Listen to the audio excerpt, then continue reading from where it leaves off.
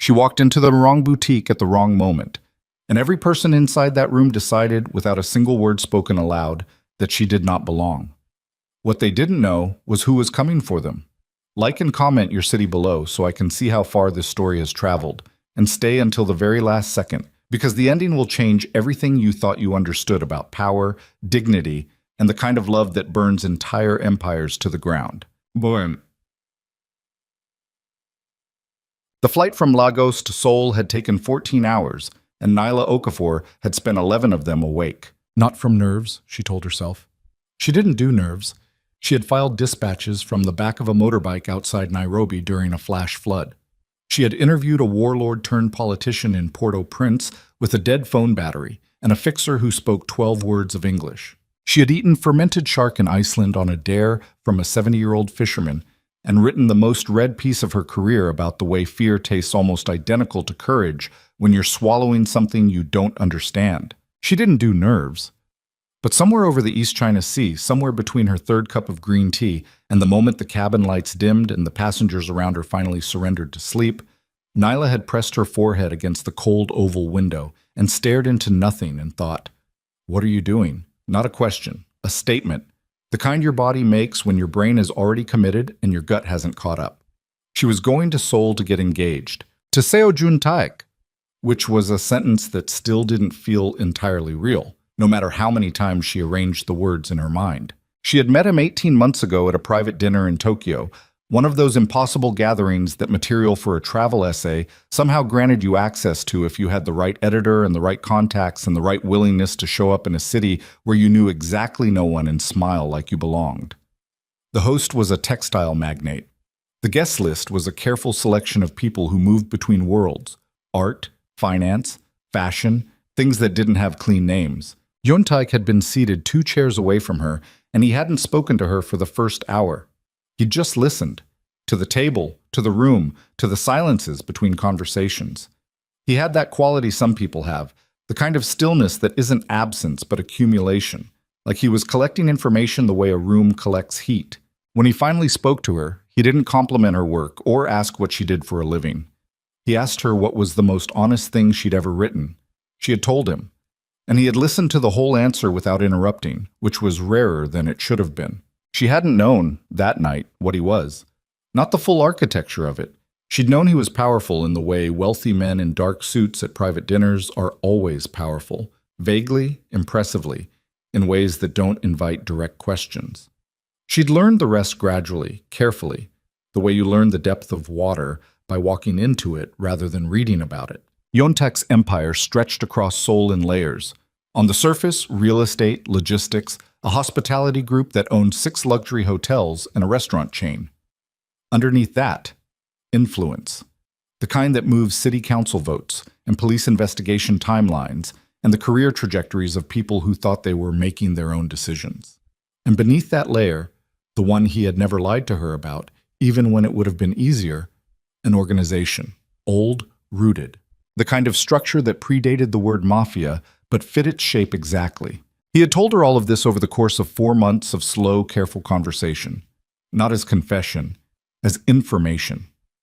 Here is what I am. Here is the world you are choosing to enter. Do you understand what you're choosing? She had understood, or she had believed she understood. The car that met her at Incheon was black and armored and driven by a man named Baek, who had the posture of someone who had been trained to absorb violence without flinching. Juntaik was not in the car. He had sent a message instead. A single line, his style, that said, "I have a situation I'm handling. Rest today. I'll see you at dinner." And then a second message that arrived 4 seconds later. "I'm glad you're here." She had smiled at the phone, hated herself a little for how much she'd smiled. Beck had delivered her to the hotel, a property Juntaik's group owned, 41st floor. A room with floor-to-ceiling windows and a view of the Han River that looked like something designed by a committee of architects specifically to make you forget your problems, and offered to arrange anything she needed. She had thanked him, unpacked a fraction of her bag, stood at the window for exactly 3 minutes, and then decided she was not going to sit in a hotel room for 6 hours waiting. She was in Seoul. The city was there. She was there. She had one afternoon before the world around her reorganized itself into something structured and scheduled and watched, and she intended to use it. She had also remembered, somewhere on the flight, that she hadn't bought a gift for Juntaik's mother. The formal engagement dinner was tomorrow evening. Hye-ran, Juntaik's mother, widow of the man who had built the organization's first legitimate layer, a woman whose photograph Nyla had studied with the focused attention she usually reserved for research, was a woman who, by every account, noticed everything. Yontek had described her once as someone who decided what she thought about you in the first 7 minutes, and then spent the rest of her life looking for evidence to support that conclusion. 7 minutes. Nyla had filed stories in worse conditions. She could survive 7 minutes. But she wanted to arrive with something thoughtful, something chosen, not delegated to an assistant. Something that said, I see you as a person, not as an obstacle. Which is how she ended up alone in Cheongdam-dong on a cool Tuesday afternoon, walking the kind of street that had been designed to feel aspirational from the outside and exclusive from the inside, with her recorder in her bag out of habit and her eyes open the way they always were in a new city, gathering, cataloging, feeling for the texture of the place. She was 31 years old, 5'7". She wore a dark green wrap dress and low boots, and the kind of easy confidence that people sometimes mistook for arrogance until they looked closely enough to see it was just comfort. She had learned, somewhere in her mid-20s, to carry herself like the room was already hers. It had taken work. It had taken standing in a lot of rooms where everything around her was trying to communicate otherwise. She had learned not to hear it, or so she'd believed. The boutique she chose was called Maison Yuel. She had passed it twice before stopping. The window display was restrained and precise, a single silk wrap in deep indigo arranged over an invisible frame. No price tag, no branding except the name etched into the glass in letters thin enough to be missed if you weren't looking. The kind of store that communicated its exclusivity through what it left out rather than what it put in. She had read about it. It stocked a private collection of heritage Korean textiles reimagined by contemporary designers. Exactly the kind of thing Hye-ran, whose reputation for appreciating traditional craft was something Yoon-taek had mentioned exactly once, in passing, might receive with genuine feeling rather than polite performance. She pushed the door open. The air inside was different from the street. Cooler, quieter. The kind of quiet that isn't silence but control, filtered through the low sound of something instrumental, through the soft hydraulic sigh of a heavy door closing behind her, through the careful distance between display cases that told you the space itself was a statement. Everything was lit to make the fabrics glow. There were 4 other customers visible. 2 women near the back examining something draped over a stand, speaking low. A man near the center cases studying a folded piece of work with the focused attention of someone who knew what he was looking at. A younger woman near the entrance who glanced up from her phone when Nyla entered and then looked back down. 2 employees were visible.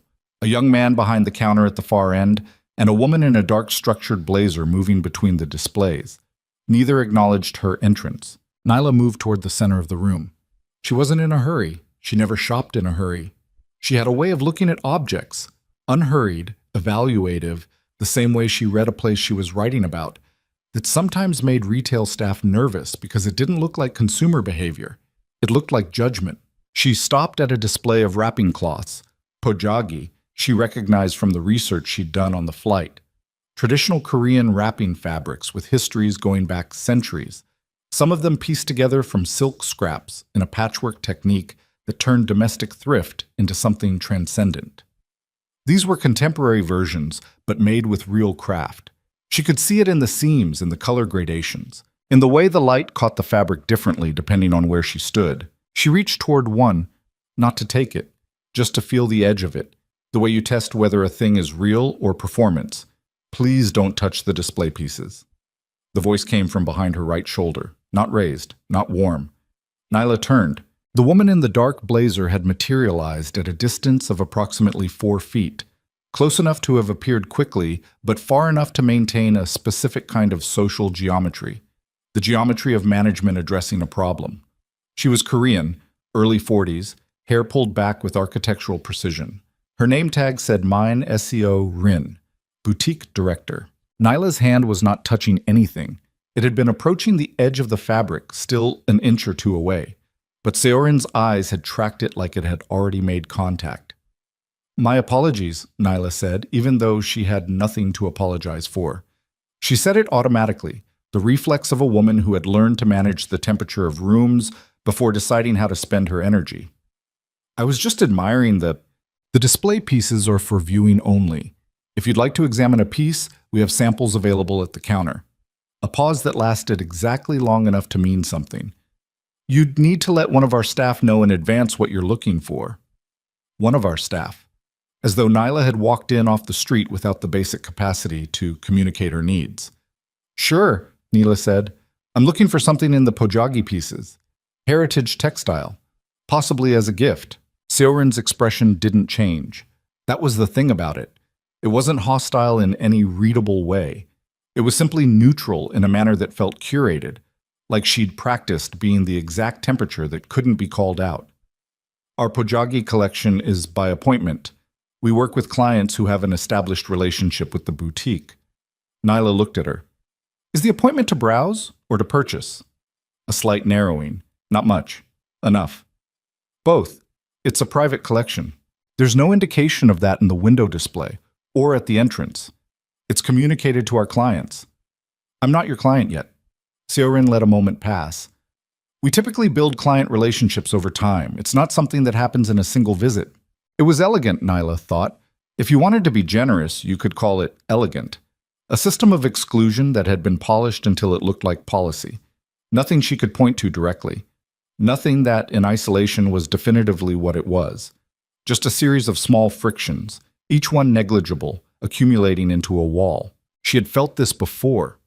She had felt it in five-star hotels in Paris, where bellhops materialized around white guests with luggage and seemed not to see her standing with hers. In galleries in Manhattan, where staff tracked her browsing with the focused attention they reserved for people they'd already decided were risks. In airports, on planes, in restaurants, in rooms designed to make certain people feel welcome and others feel tolerated. She had a calibrated internal sensor for it. Not paranoia, just pattern recognition built from years of accumulating data points. She knew what this was. What was new was that she was deciding, in this moment, not to make it easy. "I'd like to see the collection," she said. "However that process works, I'm happy to follow whatever steps are necessary." Seorin's chin came up slightly. "We'd need to schedule a formal appointment. That would involve providing some background information about yourself, professional context, reference from a current client." What kind of professional context? The pause was half a second longer than it needed to be. "It's a standard process." "For everyone?" "For new inquiries." Nyla held her gaze. "The man at the center display, is he an existing client?" Seorin didn't follow her eyes to the man. "I'm not able to discuss our client relationships. I'm just trying to understand the process." "The process," Seorin said, and there was something in the word now, something that had moved from cool neutrality into the first faint edge of impatience, "is what I've described. If you'd like to schedule an appointment, I can have our coordinator reach out with the details.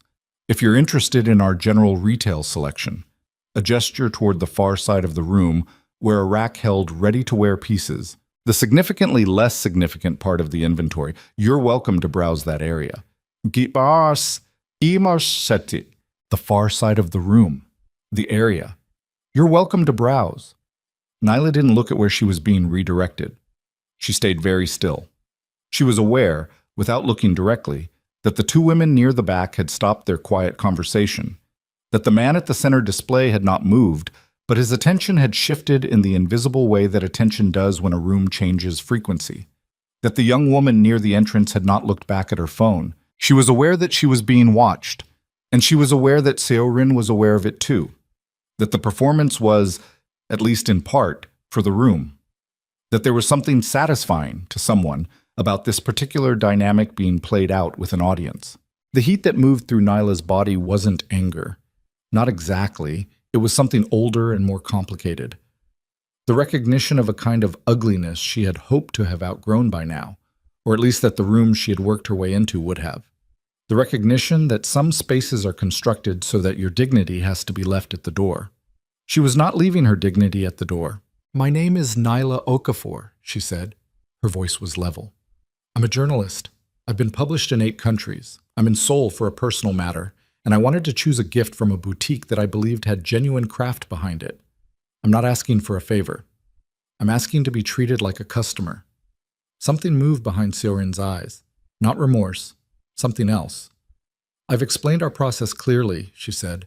I'm not sure what more I can offer you. A straight answer would be a start. The temperature in the room dropped a degree. Seorin straightened.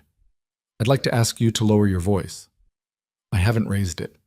You're creating a disruption. I'm having a conversation. Nyla spread her hand slightly, a deliberate gesture. Look at me, standing still, speaking quietly, asking questions. Is that the disruption? The questions? The man at the center display had set down what he was examining. The 2 women at the back had stopped pretending. The young woman near the entrance was openly watching now. Seorin took a breath. I'm going to have to ask you to leave. The words landed in the room like something dropped. Nyla felt it in her sternum. The specific shock of it, not surprising exactly because she had been tracking the trajectory of this, had felt where it was going, but the actuality of it, the flat, clean, public humiliation of it, landed differently than the anticipation. She didn't move. On what basis? She said. On the basis that you are disrupting our other customers and refusing to follow our guidelines. I followed your guidelines. I stopped before touching the display. I asked how to access the collection. I provided my name. I didn't raise my voice. She paused. Which of those is the disruption? Seorin's jaw tightened. I'm not going to continue this discussion. You brought a discussion by making me justify my presence in a retail space. I am asking you, for the last time, to leave. The room was very quiet now. Not the curated quiet of controlled luxury. Something raw. The held breath quiet of people witnessing something they don't know how to name. Nyla didn't leave. She stood in the center of the room, the physical center equidistant between the entrance and the back, and she stayed there with her hands easy at her sides, and her chin level, and her heart working hard behind her sternum in a way she was not going to let reach her face, and she waited. She was not going to make this easier by walking out. She was not going to give the room the comfort of her absence. Whatever was going to happen next was going to happen with her standing exactly where she was. Seorin reached for her earpiece, and that was when the metal shutters outside the boutique's glass frontage began to descend. Not just Maison UL. Nyla could hear it. The mechanical grinding of multiple shutters further than the immediate storefront, spreading outward through the mall complex like a sound rippling from a center point. She became aware, through the glass, of movement in the corridor. People stopping, looking around, the confused shuffle of a public space reacting to something unscheduled, something nobody had announced. The man at the center display took out his phone. One of the women at the back said something quiet and urgent to the other. Seorin had gone still. The color had not left her face. Something else had. Something more fundamental. The structured certainty she'd carried through the entire exchange had shifted. Not collapsed, but cracked. A hairline fracture that showed in the way her eyes moved from the descending shutters to the entrance and back again. Nyla watched her. Expecting someone? Nyla said quietly. Seorin didn't answer, but her hand, the one that had been reaching for her earpiece, had stopped moving. The shutters reached the ground. The corridor outside was now visible only through gaps. The bottoms of feet, hurried, moving away. The boutique's entrance had become a sealed glass face. Whatever was outside was being cordoned off, not by emergency procedure, not by fire protocol. Nyla had been in enough buildings in enough cities to know what those looked like. But by something deliberate, something that moved with the logic of an organization rather than an institution. The instrumental music that had been quietly filling the space reached the end of its loop. In the silence before it restarted, Nyla heard something she couldn't identify. Not footsteps, not voices, something quieter. The particular quality of a space being approached by people who had been trained to be heard only when they chose. Then the boutique door opened, not broken open, not forced. The lock disengaged, the hydraulic sigh of a mechanism responding to someone who had the code, or someone whose presence made codes irrelevant, and the door swung inward, and Seo Juntaik walked into the room. He was wearing a black suit, no tie, collar open at the throat. She had seen him in boardrooms and at candlelit tables, and once, memorably, in the kitchen of a rented house in Jeju, in a t-shirt and bare feet cooking something with ginger at 2 in the morning, and she thought she had understood by now the full register of what he was. She hadn't understood this register. He moved the way she'd only seen people move when they had genuinely stopped being afraid of any room they entered. Not aggressive, not performed, just settled in a way that made the space around him reorganize itself, made the geometry of the room shift to accommodate the fact of him. 2 men entered behind him, not close, not crowding, just present, stationed at a distance that communicated everything without saying anything. He stopped when he saw her. She saw it happen, the fraction of a second when everything else fell away, and it was just him looking at her, reading what had happened in the room the way she would read a scene she'd walked into, cataloging it with speed and precision, and something underneath the precision that was not professional at all. He looked at Seorin. Seorin's face had done something complicated. She seemed to be trying to decide whether to speak first, whether to explain, whether to perform some version of professional composure. She seemed to be realizing with a kind of terrible clarity that none of those options was going to help her. Juntaik crossed the room. He didn't go to Nyla. He went to the center display case, the Pojagi display, the private collection, and stood in front of it with his hands behind his back and studied the fabrics for a moment as though he were any customer, as though the room were not holding its breath, as though the shutters outside were not sealed. Then he turned to face the room. "I'm going to need everyone who works here," he said, his voice carrying without effort, "to stay where they are." It wasn't loud. It didn't need to be. He looked at Seorin, and the air between them was not empty. "Start talking," he said. Neela stood exactly where she had been standing when the shutters came down. The center of the room, her own ground, claimed by refusal. And she watched Seo Juntaik look at the woman who had tried to remove her from it, and she felt something cold and clear move through her chest. Not relief. Not yet. Because there was something in Seorin's face, something beyond the fear, something older that was now cracking through the surface, that told Nyla this encounter had never been random, that the precision of the humiliation, the elegance of its construction, the way it had been calibrated to hit specific pressure points without leaving fingerprints, none of it had been spontaneous. And Juntaik's expression, as he held Seorin's gaze, suggested he already knew that too. "Who sent you the instructions?" he said. Not a question. Seorin said nothing, but her eyes moved. Just for a fraction of a second, involuntary, the way eyes move toward a thing they're trying not to look at, toward her phone, sitting face down on the display counter to her left. Juntaik saw it. He nodded once, slowly, and the man on his left moved toward the counter without being told. Nyla watched the color leave Seorin's face entirely, and she understood, standing in the center of a sealed room in a boutique in Cheongdam-dong on a Tuesday afternoon, 4 hours into her first day in Seoul, that she had just stepped into something that was going to be much larger than an unpleasant encounter in a luxury store. She had stepped into the edge of a war she hadn't known was already in progress, and whoever had fired the first shot had done it through her. The man on Juntaik's left was named Cha Sung-min, and he moved to the display counter the way water moves into a crack, quiet, inevitable, filling the space before anyone thought to block it. He picked up Seorin's phone with 2 fingers, turned it face up, and set it down in front of Juntaik without looking at it himself. Juntaik didn't look at it either, not yet. He was still looking at Seorin. The boutique had gone the kind of still that Nyla associated with the seconds before weather. Not the absence of movement, but the suspension of it, everything gathered and waiting. The 2 women at the back of the room had pressed themselves against the display shelving without appearing to realize they'd done it. The man who had been examining the center display was standing with his hands visible at his sides, which Nyla suspected was a practiced posture. The instinctive posture of someone who understood that in rooms like this one had suddenly become visible hands communicated survival. Seorin was breathing. Nyla could see it.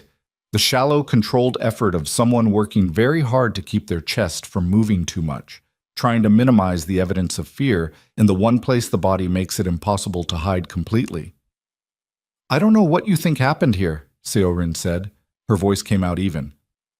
Nyla had to give her that.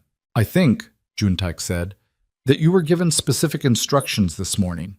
I think those instructions described a woman. I think they told you what she looked like, when she would arrive, and what to do when she did."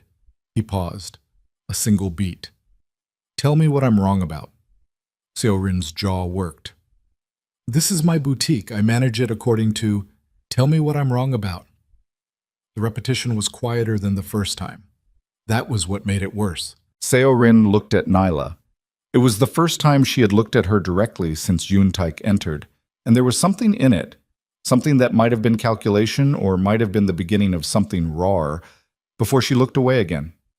"I received a call," she said. The room exhaled without moving. "From who?" She stopped. Her eyes went somewhere private for a moment.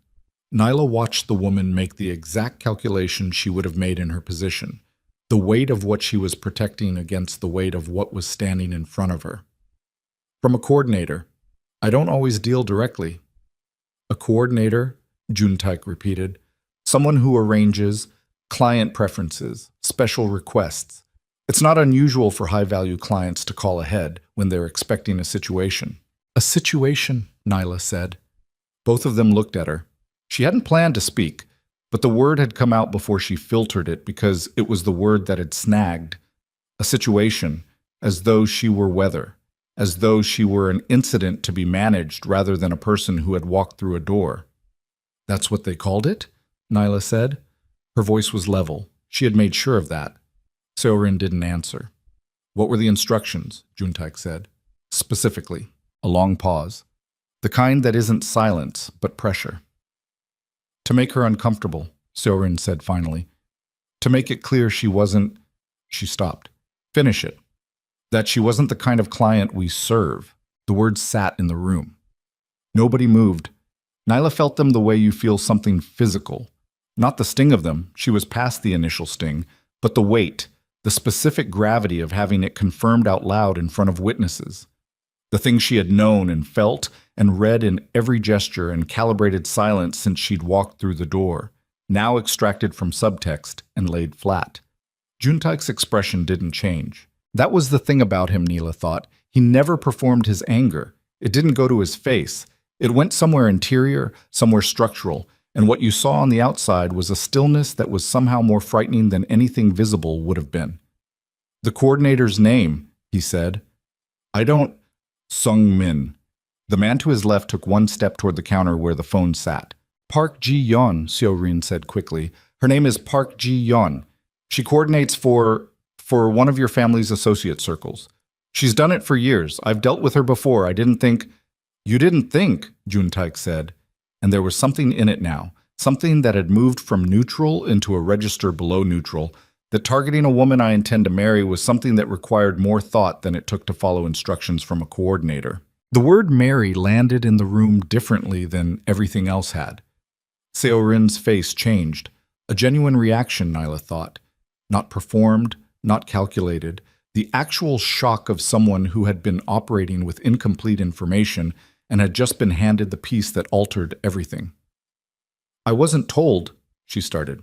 "No," Yoon-taek said. "You weren't. That was deliberate." He finally looked at the phone. He didn't pick it up. He looked at it for a moment with an expression Nyla couldn't read, and then he looked back at Seorin and said, "You're going to answer every question my associate asks. You're going to answer completely, and you're going to answer now. Whatever you are protecting by not answering immediately, I promise you it is worth considerably less than it was an hour ago."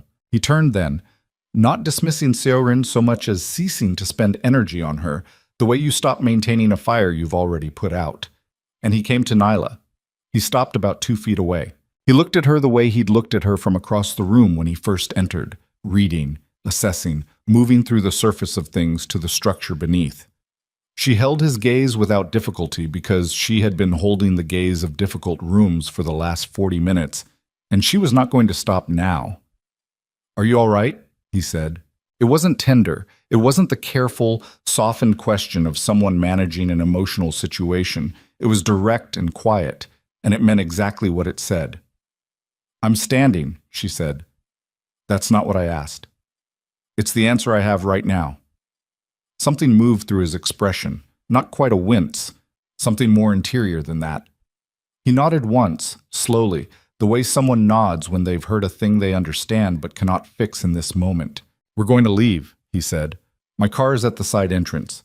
There's a lot I need to tell you, and I'm not telling it here." "Okay," she said. Then, "Yoon Tak." He waited. "I don't need you to tell me I was right." She kept her voice low enough that only he could hear it. "I knew I was right. What I need to know is how deep this goes." He held her eyes for a moment. "Deeper than this room." "I figured. We'll talk in the car." She picked up her bag from where she had been standing. It had been there the whole time, on the floor by her feet, exactly where she'd set it when she first began to feel the room rearranging itself around her. And she walked with him toward the side entrance without looking back.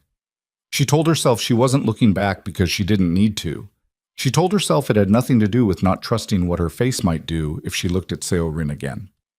The car was the same one from the airport. Baek at the wheel, the interior dark and sealed.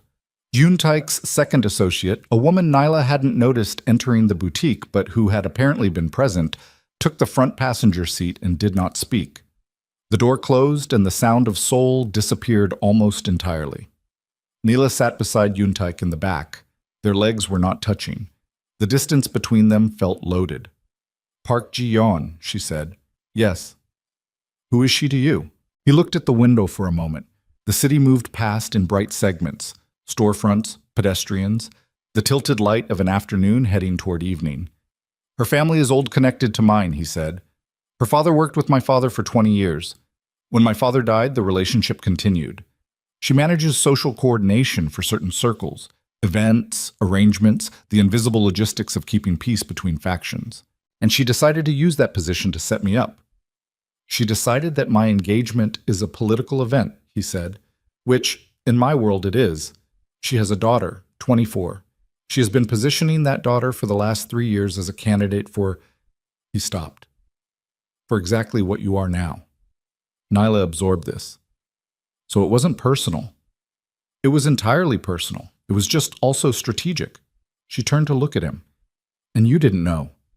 He met her eyes. "No. You have an intelligence network that told you something was happening to me today, in real time.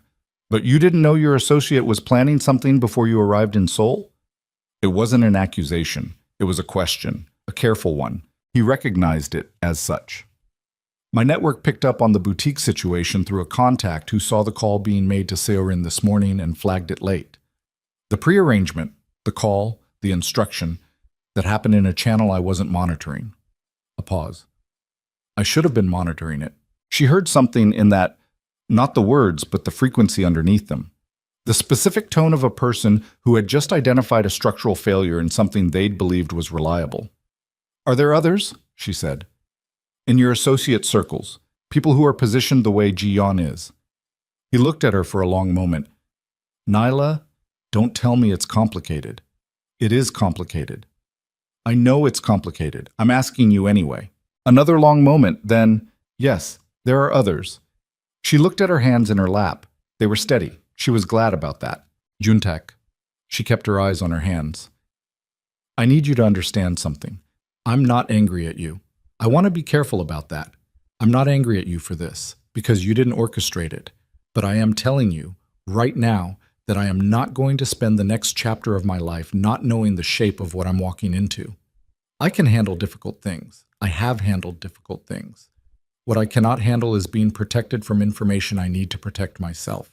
He said nothing. She looked up at him.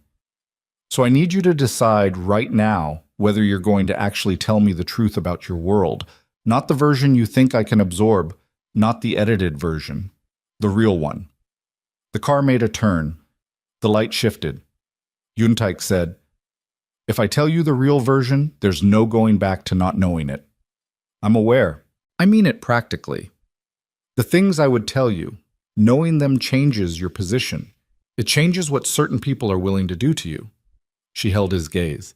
"Then we'd better make sure certain people understand that doing things to me comes with a cost." Something changed in his face, not softened. Yoon Taek's face didn't soften exactly, but something in it settled, like a decision being made at a level below the one where decisions are usually visible. "All right," he said.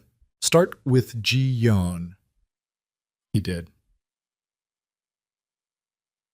Park Ji-yeon lived in a penthouse apartment in Gangnam that she had purchased herself with the proceeds of 20 years of careful social architecture. She was 51 years old, had been widowed at 40, and had spent the decade since converting grief into influence with the focused efficiency of someone who had always been better at systems than feelings. She collected relationships the way other people collected art. For beauty, yes, but primarily for value, for what they could be exchanged for at the right moment. Yoon-taek had known her since he was 19 years old. She had been at his father's table, at his mother's birthday dinners, at the funerals and weddings and private negotiations that constituted the interior calendar of the organization's social world.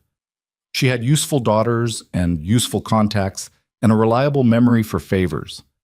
She had never, in his recollection, done anything without calculating exactly what it would earn her. He explained this to Nyla in the car, and Nyla listened with the stillness she brought to interviews. Not passive, fully present, the kind of listening that makes people say more than they planned. "She's been feeding information to your family circles for years," Nyla said. "Filtered information. She controls what she passes and what she doesn't. And your mother knows her. My mother has known her since before I was born. Does your mother know what she did today?" He pulled his phone out. A single text had arrived in the last 10 minutes. He showed it to Nyla without preamble. It was from a contact identified by a single character, and it said, "Hyeran is aware. She's waiting." Nyla read it twice. "Your mother was told already. My mother probably knew before I did. She has her own channels. And she didn't stop it." He put the phone back in his pocket. Or she was deciding whether to stop it. The implication of that sat between them for a moment. "Testing me," Nyla said. "Testing what you'd do, how you'd hold under pressure." He paused. "She told me once that she could teach elegance to anyone willing to learn, but she couldn't teach someone to hold their own spine when a room told them to drop it." "She set the whole thing up," Nyla said. "It wasn't quite a question." "I don't know that. I don't know where Ji-yeon ends and my mother's interest begins." "But you suspect." He didn't answer, which was an answer. Nyla looked out the window. They were moving through a different part of the city now.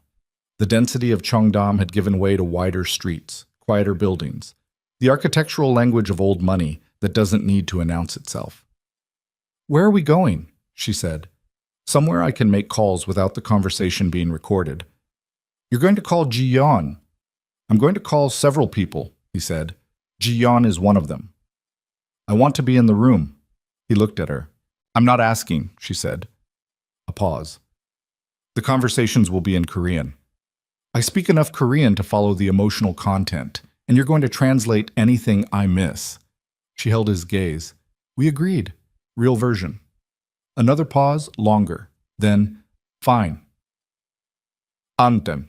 The building they stopped at was not a residence. It was a mid-rise commercial property, indistinguishable from its neighbors from the outside. But inside, it had the particular quality of a space that had been designed for function rather than appearance. No lobby art, no decorative elements, just security and space and the low hum of systems running behind walls. Beck stayed with the car. The woman from the front seat, Yoon-taek called her Yuna, which was the first indication Nyla had that she spoke at all, took a position outside the door of the room they settled into. The room had a table, 6 chairs, a window that looked onto a light well, and a phone system that looked more complicated than anything Nyla had seen outside a news organization's operations center. Yoon-taek made the first call standing up. He didn't sit for calls, she would learn. He moved, not pacing, but repositioning, the way a person moves when their mind is working faster than their body is comfortable with. The call was answered on the second ring. Nyla couldn't hear the other voice clearly, but she could hear its register. A man's voice, middle-aged, cautious in the way people get when a call comes from a number they recognize as significant. Yoon-taek spoke in Korean, rapid, low, precise. Nyla caught fragments, a name she didn't recognize, a date, something about a communication channel, something about the word for instructions, Jissy, she was fairly sure. And then Yoon-taek's voice dropped to something she couldn't hear at all for 30 seconds, and then the call ended. He turned to her. Ji-yeon made the call to Seo-rin from a line registered to a catering company she uses as a shell. The call was routed. She was being careful. But not careful enough. She forgot that the catering company's communications are logged through a network my organization has had access to for 11 years. A pause. She forgot, or she didn't know. Either one tells me something. He made the second call before Nyla could ask which. This one was shorter. Juntaik listened more than he spoke. When he hung up, he said without preamble, Ji-yeon has left her apartment. Her car was logged leaving the building 40 minutes ago. She ran. She anticipated. She knew you'd find out. She knew eventually. She may have hoped eventually was further away. He set the phone down and looked at Nyla. There's a dinner tomorrow evening, my family's formal gathering to mark the engagement. Ji-yeon was on the guest list. And now? She won't attend, but her absence will be noticed, and everyone who notices it will understand what the absence means. He paused, which creates a problem. Nyla waited. In my world, when someone makes a move against my household and the consequence is visible, public, it establishes precedent. It tells other people in my circles what the cost of that kind of move is. He looked at her steadily. But it also means Ji-yeon has nothing left to lose, which makes her more dangerous, not less. The room felt smaller than it had 5 minutes ago. What does she do with nothing to lose? Nyla said. She talks, he said, to people who would benefit from information about my organization, about my private life, about vulnerabilities, about me, about you specifically, yes. Nyla sat with that. She felt the specific fatigue of it, not the physical fatigue of a 14-hour flight and an afternoon of sustained adrenaline, though she felt that too, behind everything else like a low note. The other fatigue, the one that came from understanding that you had walked into a situation that was not going to resolve neatly, that was in fact going to expand rather than contract, that the boutique had been an entrance rather than an incident. Juntaik, she said, is there anything about my background, anything in my professional history, my personal life, anything I've written, that Ji-yeon or anyone she talks to could use against me? He didn't flinch from the question. I don't know. That depends on what's there. I'm asking because you should know there are things there. I'm not a simple person to attach to. I have written things that made governments uncomfortable. I have been in places that, taken out of context, could be made to look like things they weren't. She held his gaze. I'm telling you so that if it comes up, you hear it from me first. He was quiet for a moment. Tell me. She did. Not everything, not the full archive of a decade of work in complicated places, but the pieces she knew could cut. The piece she'd written embedded with a militia in West Africa that her editor had held for 6 months because of the legal exposure. The relationship she'd had briefly with a diplomat whose name she'd protected when his government changed. The source she'd never named who was now, as far as she could tell, dead. The things that were complicated not because they were wrong, but because they were real, and reality was rarely clean. Yontaik listened. He didn't reassure her. He didn't minimize. He asked 2 specific questions, and when she answered them, he nodded, and his expression stayed level, and she found herself breathing a little easier because of it. Because there was something in being listened to without flinching that made the weight of a thing more bearable. When she finished, the room was quiet for a moment. Okay, he said. Okay, she said. What does that mean? It means I have the shape of it now. He looked at the phone. And I have 2 hours before the people I need to talk to tonight expect to hear from me. What people? People who can determine how far Ji-yeon has gotten and who she's talked to. He paused. And people who can make sure that whatever she says lands in a context that makes it useless. Nyla studied him. You mean people who can manage the narrative? In my world, narrative is infrastructure. In mine too, she said. Something close to almost a smile moved through his expression. I know. His phone buzzed on the table. He looked at it. The almost a smile went away. He turned the screen to face her. It was a photograph. Someone had sent it through a channel she didn't recognize. Not his personal number, something else, a routing she couldn't read. The photograph was of her. Taken today. From inside the boutique. Her standing in the center of the room, face clear and readable, the moment just before the shutters came down. Whoever had taken it had been positioned near the entrance, at an angle that caught both her and the display cases and the indirect evidence of the confrontation. It was a good photograph, technically. Sharp, well-framed, the kind of image that told a story the instant you looked at it, even if you didn't know what the story was. She looked up from it. Who sent that? Unknown number. He paused. Routed through 3 different originating points, none of them clean. What's the message? He showed her the full screen. Below the photograph, 4 words. She's not ready yet. The temperature in the room seemed to drop several degrees. Nyla looked at the words for a long moment. Not the photograph now, just the words, the grammar of them, the specific choice of yet rather than anything final, the implication that this was not a conclusion but an ongoing assessment. Ji-yeon, she said, or someone Ji-yeon is working with. He set the phone down. His voice was even, but his jaw had tightened. The photograph means someone was in that boutique for a reason beyond shopping. A plant? Yes. The whole thing was staged, Nyla said. Not just Seorin, the customer coverage too. They wanted witnesses and documentation. They wanted to create evidence of a specific kind of moment, he said.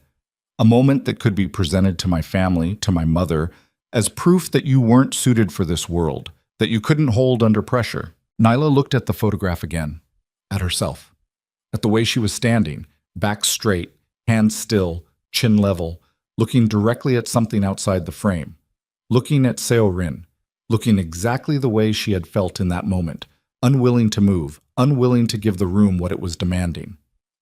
They sent the wrong photograph, she said. Juntaik looked at her. If they wanted to show I couldn't hold under pressure, she gestured at the screen. That's not what that photograph shows.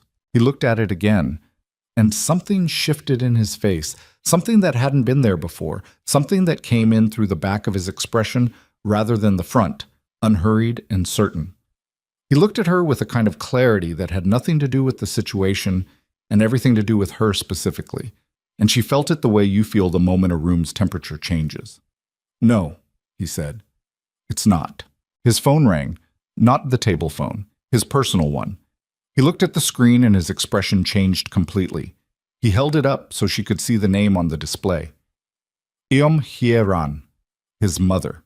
He answered it, and the voice on the other end spoke for approximately 30 seconds, and Juntaik listened without interrupting, and when it ended, he set the phone down with a deliberateness that was controlled in a way that made Nyla certain the control was costing him something. She knows about the photograph, he said. Your mother? Yes. A pause. She received the same image with a different message. What message? He picked up the phone and showed her. 6 words this time. Is this really who you want? Nyla read it. She read it again. She felt the architecture of it. The precision of the targeting, the way the message to his mother was framed as a question rather than a statement, designed to plant doubt rather than deliver judgment. The kind of manipulation that worked best on people who thought they were making their own decisions. What did she say to you? Nyla said. Your mother. Juntaik was quiet for a moment. Then, she said she wants to meet you tonight, not tomorrow at the dinner, tonight, privately. And that's unusual. She has never asked to meet anyone privately before a formal dinner. He looked at Nyla. In my family, private meetings happen when a decision is being made. Nyla understood what that meant. Not just what it meant as social protocol, what it meant structurally, what the stakes were of that particular meeting, and what the window for it was, and what happened to engagements when the patriarch, in this case the matriarch, determined that a private meeting had gone badly. She straightened in her chair. She was tired. She was angry in a way that had settled deep and cold and was going to take time to process.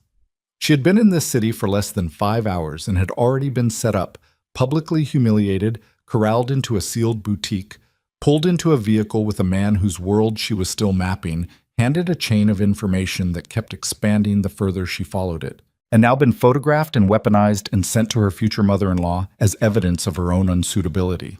She was also completely, irrevocably done with being positioned as something to be assessed. Fine, she said, set the meeting.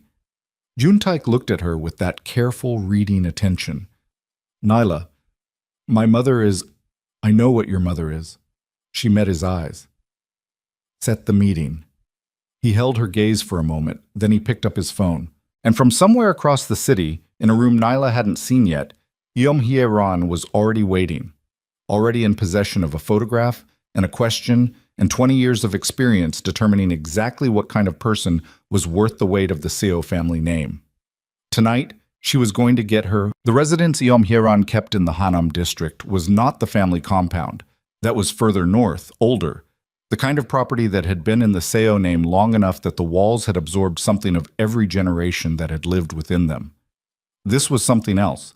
A private apartment on the 14th floor of a building that looked from the street like every other luxury residential tower in this part of the city. Inside, it was the opposite of anonymous. Every surface had been chosen with the specific intentionality of a woman who understood that objects communicate hierarchy more cleanly than words. Nyla noticed this the moment the elevator doors opened directly into the entrance hall. Not a lobby, not a corridor. The elevator opened and the apartment was simply there, immediate, declared, the architecture of a woman who did not believe in transitional spaces.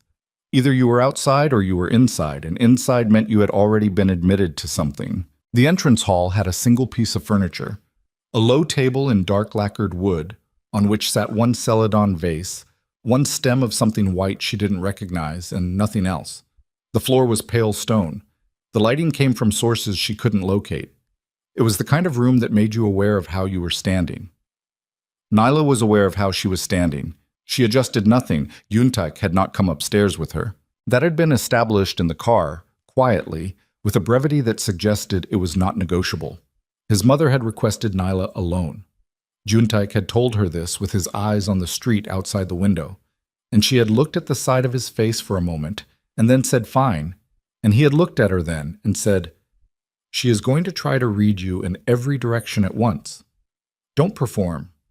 She can smell performance from 3 rooms away." And then the car had stopped and Beck had opened the door, and Yuna had escorted her to the elevator and pressed the button and stepped back out. So Nyla stood alone in the entrance hall of Humiliated's private apartment and waited. She waited exactly long enough to be reminded that she was waiting. That was the point of it. She cataloged the room instead. The journalist's reflex, the instinct to transform unfamiliar spaces into information. The vase was genuine, probably old. The floor had been cleaned recently enough that the stone still held a faint coolness. The white flower was a gardenia. The silence had the quality of a silence that was maintained rather than natural. A woman appeared from a corridor to the left, not Hieran, a household assistant, young, dressed simply, expression neutral in the professional way of people trained to be present without being visible. She said something in Korean, and Nyla caught please, and this way, and follow, and she followed. The corridor opened into a sitting room. Hieran was standing at the window. She was 70 years old. Nyla had seen photographs, had studied them with the attention she gave to subjects she was going to write about, but photographs had not captured the particular quality of her presence. She was not large. She was not imposing in any conventional physical sense. She was slim and straight in a way that suggested the straightness was chosen rather than natural. A posture maintained over decades until it became the body's default. Her hair was silver, worn simply. She wore a charcoal hanbok and a cut so precise it looked architectural. She was looking out the window when Nyla entered. She didn't turn immediately. Nyla stopped in the center of the room and waited. When Hieran turned, she did it slowly, with the full weight of her attention arriving in stages. Her eyes were dark and very still. She studied Nyla the way Nyla had studied the vase in the entrance hall, cataloging, assessing, without the social performance of pretending not to. "You're taller than your photographs," she said. Her English was precise, slightly formal. The English of someone who had learned it at a point when learning it required effort and had maintained it since through active use rather than immersion.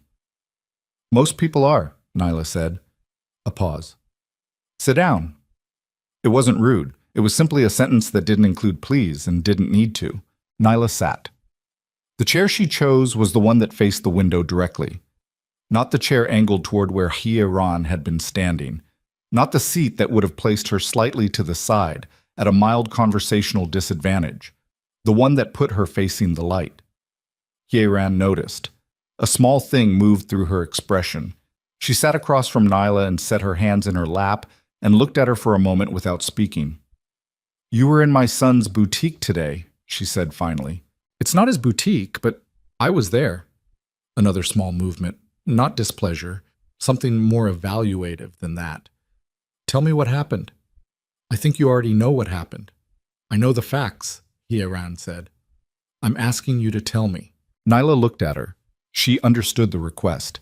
It was not a request for information. It was a request for performance, for the version of the story that revealed how Nyla understood her own position, how she framed herself within it, whether she led with grievance or with composure or with strategy. Every word she chose would be data. So she told it the way she wrote, without softening and without inflation.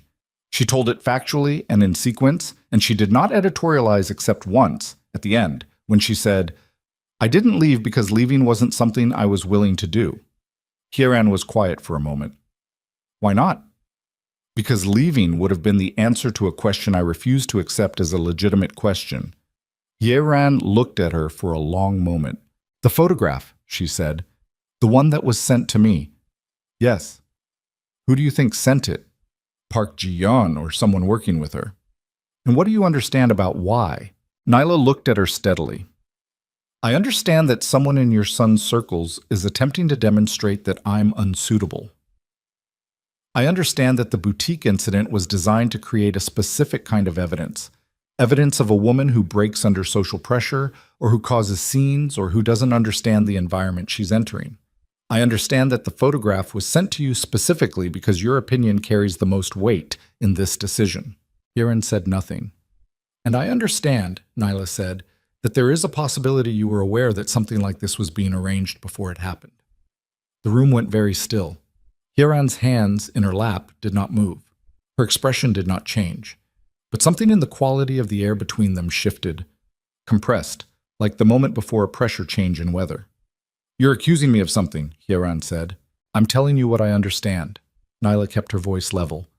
"I'm not accusing you of anything. I'm telling you I'm not going to pretend I haven't thought it." A long pause, longer than any previous one. Then Hieran said, "My son told you to be honest." "My son told me to be honest," Nyla said. "I was already planning to be." Something happened in Hieran's face that Nyla couldn't immediately categorize. It lasted less than a second. A fractional shift in the architecture of her expression, there and gone, like a window opening and closing before you could look through it. "I knew Ji-yeon was planning something," Hieran said. The words fell into the room without ceremony. Nyla held herself very still. "I did not know what specifically," Hieran continued. "I knew she was moving. I have known Ji-yeon for 30 years. I know what her movements look like." She paused. "I decided to wait and see what she would do." "You let it happen." "I let her act, yes. To test me." The pause was a single beat. "To see what you would do." Nyla felt it move through her. Not anger, not exactly, though anger was there underneath it. Something more complicated than anger. The specific feeling of having your dignity instrumentalized by someone who had decided, before you ever walked into a room, that you were a variable in an experiment rather than a person with standing. "And what did you see?" Nyla said. Her voice came out quieter than she intended, which was perhaps more honest than what she intended. Hieran looked at her for a long moment. "I saw the photograph." "That's not an answer." "It is an answer. You simply don't know yet what it means." Nyla looked at her. "Then tell me what it means." Hieran stood. She went to the window again. From the back she was even more precise. That chosen straightness, that deliberate spine. She stood looking at the city for a moment, and when she spoke again, her voice had changed slightly, shed something, the way voices do when a person stops managing them toward a destination. "My husband built what my son now controls," she said. "He spent 30 years building it. He was not a kind man in the way that word is commonly used. He was not someone who made rooms comfortable, but he was someone who made rooms safe. There is a difference that most people do not understand until they have experienced both." Nyla waited. When he died, Yuntaik was 22. He inherited not just the organization, but every enemy his father had accumulated, every alliance his father had made that required ongoing maintenance, every person who had been waiting for the moment the patriarch was gone to test whether the structure would hold. She paused. I spent 6 years making sure the structure held while my son learned to hold it himself. And now you're deciding whether I'm going to be a weak point in it, Nyla said. Hiran turned from the window. I'm deciding whether you understand what you are choosing. I chose it already. Choosing something in abstraction and choosing it after you've stood inside it are different acts. I was inside it today, Nyla said. I chose it then too. Hiran looked at her. Something in her face had settled, moved from assessment into something more like conclusion, though Nyla couldn't yet read which direction the conclusion was pointing. Jiyeon is not finished, Hiran said. I know. What she did today was the first move, not the last. I know that too. She has information, Hiran said, about my son's organization, about certain financial arrangements that, if they became public in the wrong framing through the wrong channels, would create significant complications. She paused. She has been accumulating this information for years.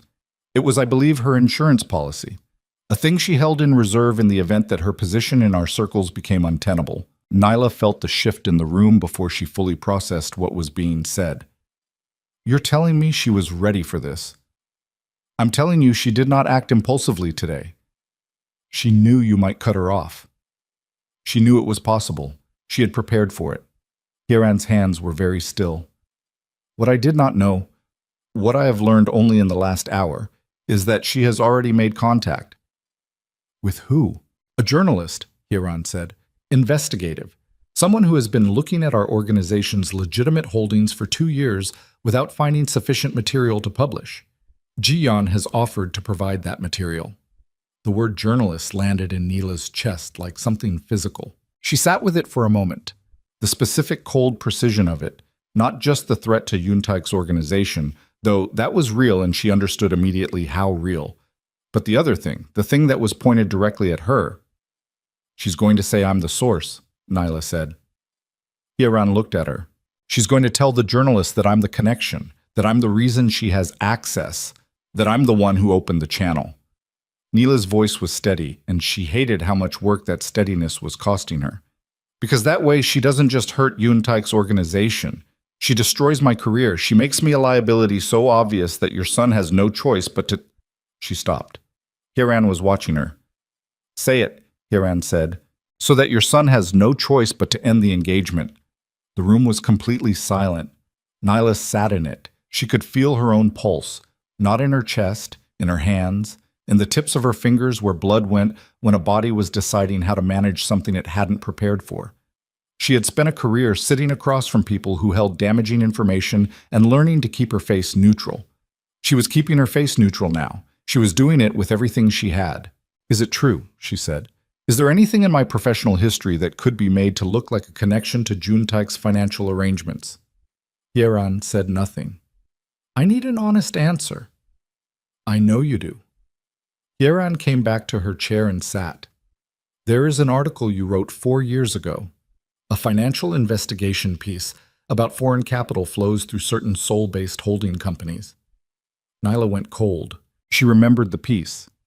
She remembered it with the specific, visceral detail of work that had cost her something. 3 months of research, 2 trips to Seoul she had told no one about, a source inside a regulatory body who had risked a great deal to give her access to documents she was never supposed to see.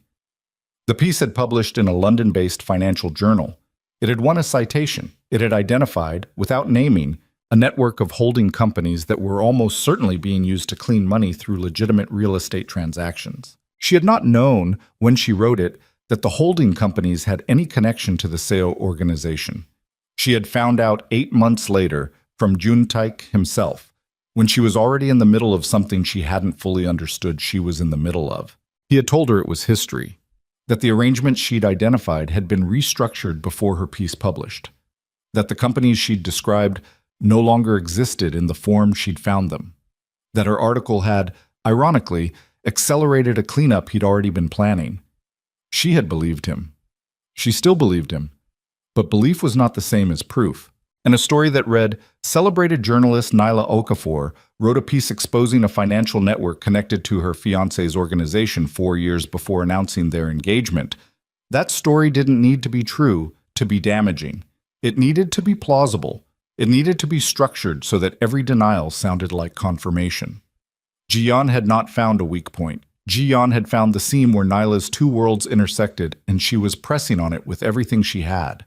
"Does Juntaik know," Nyla said, "about what Ji-yeon has given the journalist?" "Not yet. But about the article. About the connection." "Yes," Hye-ran said. "He told me when he decided to pursue this engagement seriously. He told me because he knew I would find it eventually, and he preferred I hear it from him." A pause. "He said you didn't know what you had found." "I didn't. I believe you. That's not the problem." "No," Hye-ran said. "It is not." Nyla stood. She needed to be vertical. She moved to the window. Not the same window Hye-ran had stood at, the other one facing a different angle of the city. And she looked out at Seoul in the early evening, and she felt the architecture of her situation with a clarity that was almost physical, every piece of it, the boutique as a distraction, the photograph as documentation, the journalist contact as the actual weapon, her own article as the ammunition. Not a test, a trap. And she had been walking into it since the moment she landed. "The journalist," she said. "How long do we have?" Ji-yeon made contact this afternoon. "The journalist will need time to verify what she's been given, to build the frame around it." Hye-ran's voice was even. 48 hours, perhaps 72. Before it publishes. Before they approach Juntaik for comment. Once they do that, the story is effectively already out. Nyla turned from the window. Hye-ran was watching her with that same dark, still attention she'd brought to the entire meeting. But something in it had changed. Something had opened, fractionally, in the quality of her attention, like the assessment had ended and something else had begun. "What do you want me to do?" Nyla said. Hye-ran looked at her for a long moment. "I want to know what you want to do. I want to burn it down." The words came out before she'd finished deciding whether to say them. Quiet and clean and completely honest. "All of it," Nyla said. "I want to take apart every piece of what Ji-yeon has built. The journalist contact, the documentation, the narrative she's constructing. And I want to take it apart publicly. I want everyone in Juntaik's circles who is watching this to see exactly what happened and exactly what it cost her." She stopped, steadied herself. "But I can't do that alone. And I can't do it if Juntaik doesn't know everything first, including the parts he might not want to know." Hye-ran was quiet for a very long moment. Then she reached beside her chair and picked up something Nyla hadn't noticed. A small package, wrapped in cloth, set on a low table that had been behind Hye-ran's sightline since they sat down. She held it out. Nyla looked at it. "Go ahead," Hye-ran said. Nyla crossed the room and took it. It was light. The cloth was silk, a deep particular blue that she recognized with a sudden lurching shock because she had seen it before. Earlier today, in the boutique, in the Pojagi display, the private collection, the heritage textiles that Seo-rin had positioned as inaccessible. She looked up at Hye-ran. "Ji-yeon arranged the boutique encounter," Hye-ran said. "But the piece you were reaching for when Seo-rin stopped you, that was already purchased, 2 weeks ago." Her eyes were steady. "I bought it for you." The silk in Nyla's hands was real and old, and the seams were done in a technique that had taken someone a lifetime to learn. She held it and felt the weight of what was being said, not just the gesture, not just the obvious meaning of it, but the underneath of it. That Hye-ran had decided 2 weeks ago, before the boutique, before the photograph, before any of this, had decided something about Nyla that she had been testing today, not to determine, but to confirm. That the answer had already been yes. Her phone buzzed in her pocket. She knew before she pulled it out who it was. Juntaik. A single line, Ji-yeon just called me. She wants to meet. She says she has an offer. Nyla read it again. Felt the shift in the floor beneath the entire situation.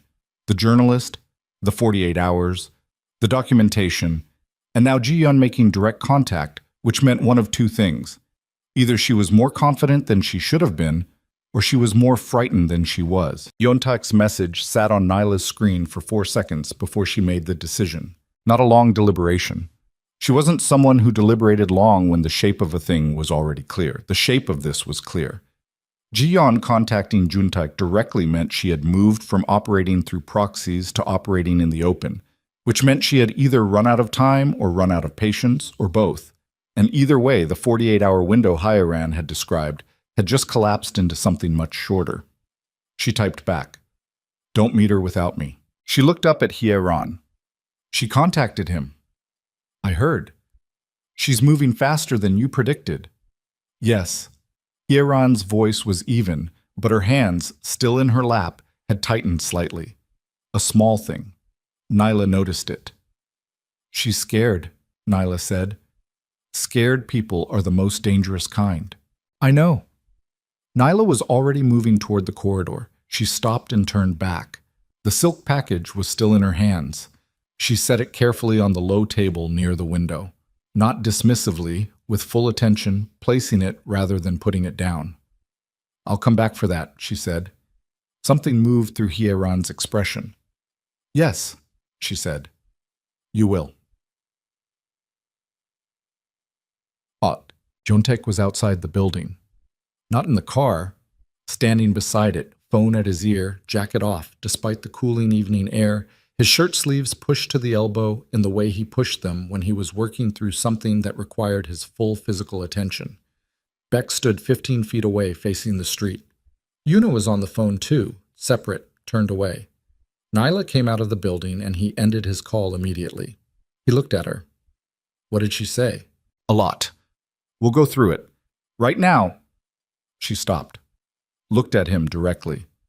"Ji-yeon has given material to a journalist, an investigative journalist who's been looking at your organization's holdings.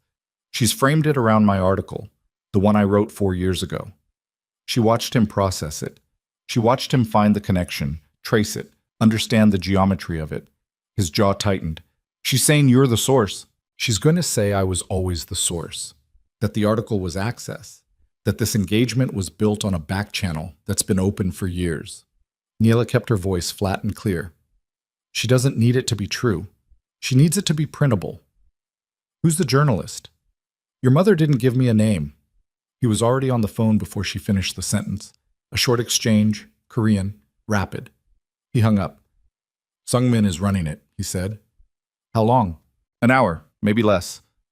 He looked at her. "Ji-yeon wants to meet in Yoido." She named a restaurant, public space. She's being smart. She's being careful. Public meeting means no one can do anything she doesn't want done, or she thinks that. Nyla looked at the street. The city was doing what cities do at this hour. Shifting registers, the daytime commerce giving way to evening density, the light changing quality. She felt the tiredness in her legs now, in her lower back, the accumulated weight of a day that had started on an airplane and moved through more territory than most people covered in a month. She pushed it down. What does she want? She didn't say specifically. She said she has a proposal. "She wants out," Neela said. "She knows she moved too fast and now she wants a door. She's offering the journalist contact in exchange for something. Her position in my circles. Or protection. Or money. Or all three." Nyla looked at him. "What are you going to give her?" Juntaik looked back at her for a moment. Something moved through his expression. Not uncertainty. Something more controlled than that. A decision being weighed. "Nothing," he said. "She gets nothing. Then we need to have already handled the journalist before we sit across from her." "Yes." "Can you do that in an hour?" "I need 40 minutes." "Then make the calls." He made them in the car. Nyla sat beside him and listened to the architecture of his world operating at full speed, and what struck her, what she cataloged with the part of her brain that never stopped being a journalist, even when the rest of her was doing something else entirely, was how efficient it was. No wasted language, no performance. He spoke to 5 different people in 40 minutes, and each call lasted between 90 seconds and 4 minutes, and each one accomplished something specific. She understood perhaps 60% of what was said, and the 40% she didn't understand she could follow from tone, from the pauses, from the way his breathing changed between calls. The journalist's name, she gathered, was Kwandai Won. He wrote for a financial publication that operated out of Hong Kong with a Seoul bureau. He had been building a story on foreign capital flows through Korean holding companies for 2 years. Nyla knew this, had heard of him obliquely without knowing who he was. the way you hear of people who work adjacent to your field without ever intersecting directly. He was good, by all accounts. Methodical. He didn't publish things he couldn't defend, which meant Ji-yeon had given him something she believed he could defend. The third call Juntaik made lasted 4 minutes and 12 seconds, and when it ended, something in his posture shifted. He turned to Nyla. Kwon has the article, he said. Ji-yeon provided him with a PDF of the original draft. Pre-publication edits. Nyla felt something cold move through her. That's not possible. She had access to someone at the journal. A production contact. He paused. The draft has margin notes, research annotations, location references. Sole references, Nyla said. Not a question. 3 of them, cross-referenced with dates. She sat with that. The pre-publication draft, the working document with all the research architecture still visible, all the travel dates, all the source indicators she'd removed from the final version because they were too identifying, in the hands of a journalist who was already building a story about the intersection of her professional work and Juntaik's financial history. The dates, she said. What do they show? 2 of your Seoul trips overlap with periods when certain holding companies were actively restructuring. That's coincidence. On paper, it looks like coordination. She pressed her fingers to her mouth for a moment.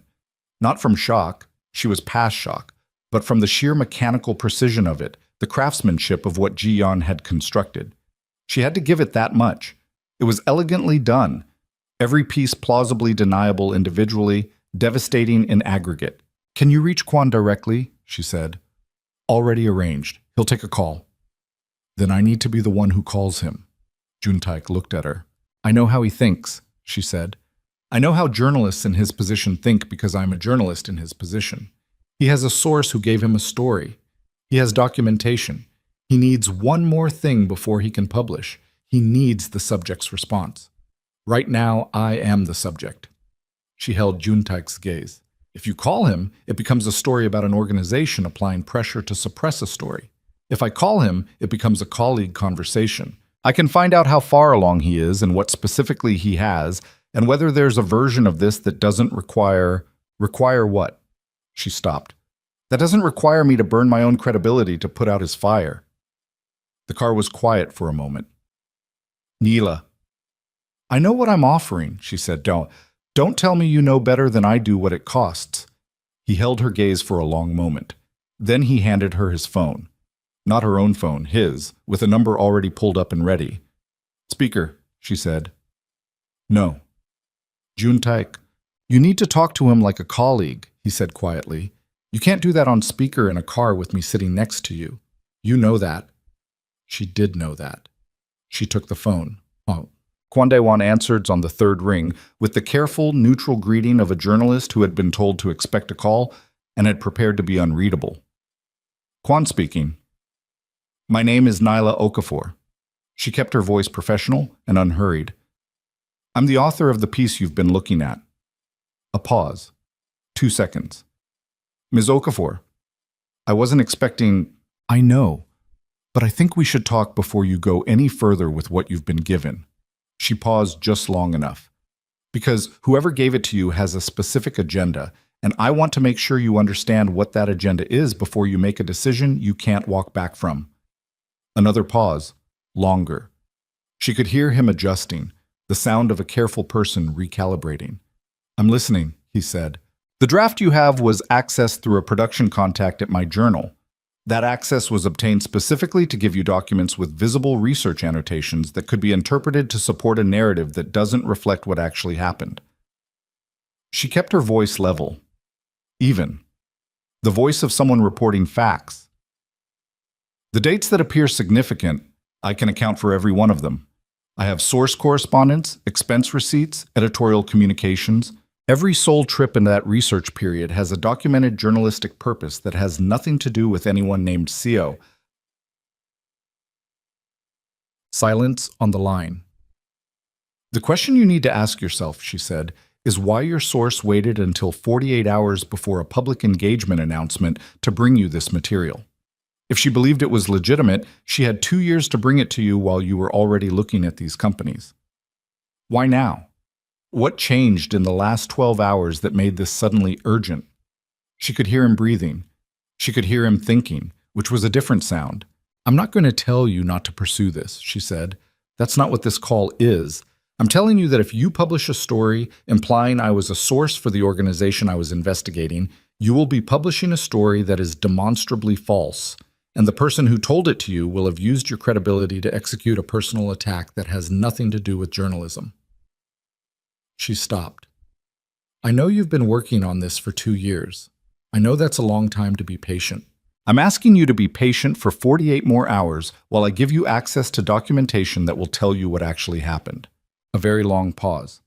What kind of documentation? He said. The kind that's more interesting than what you've been given, she said. A story about a source lying to a journalist to destroy a competitor's engagement is a better story than the one she handed you. And it's one you can actually publish without a libel exposure. She could hear him deciding. She had interviewed enough people to know the sound of a decision being made in real time. 48 hours, he said. 48 hours. And you'll provide documentation directly. Directly. No intermediaries. Another pause. All right. She ended the call and handed the phone back to Juntaik without looking at him. She looked out the window. Her hands were steady. She was deeply proud of that. Well, Juntaik said. Don't, she said. He was quiet for a moment, then. You bought us time. I bought us 48 hours and an expectation I have to meet. She turned to look at him. Which means I actually need the documentation I just told him I had. I can get you everything on the holding company restructuring, dates, legal records, the full paper trail of the cleanup before your piece published. I also need my own research files, my actual source correspondence from that period. I have it archived. I never delete working files. I need access to my system from here. Sungmin can arrange remote access within the hour. And I need something else. She looked at him steadily. I need you to tell me if there is anything at all, in the overlap period between my soul trips and your company restructuring that could look like contact even if it wasn't. Because I'm about to build a defense, and I need to know if there's a crack in the floor before I stand on it. He held her gaze. There is one thing. The air in the car changed. Tell me, the dinner in Tokyo, where we met. It was 14 months after your piece published, but the host, the textile magnate, had a prior business relationship with one of the holding companies I was restructuring at that time. The dinner was on his calendar. My attendance was on his calendar. He paused. It could be framed as the meeting being arranged rather than accidental. Nyla absorbed this. Was it arranged? No. You're certain. I didn't know you existed until I sat 2 chairs away from you. She believed him. That was the complicated thing. She believed him, but belief wasn't going to matter to a journalist looking at a calendar with 2 names on it at a dinner hosted by someone with documented financial connections to a restructuring timeline. Ji-yeon knows about the textile magnate, she said. Almost certainly. She gave Kwon the article. If she has the dinner on record too, she'll have held it back, he said, for the meeting tonight. It's her last piece, the thing she saves for when she needs to close. Nyla looked at the city passing outside. They were getting close to Yoido.